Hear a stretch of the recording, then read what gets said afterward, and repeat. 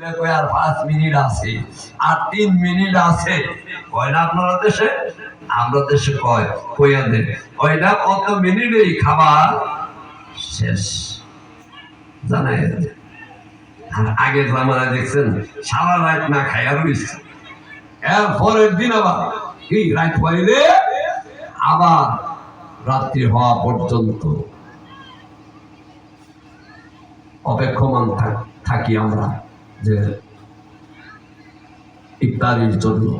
আমরা ইফতার নিয়ে বসে থাকি কত রঙের ভ্যারাইটিস কালার নিয়ে আবার আল্লাহ ফেরেশতারা ডাইকা কই না যে করছি রে হেরারে তৈরি করতাম দেখছস নি হেরার অবস্থাটা সারাটা দিন খাইছে না তারা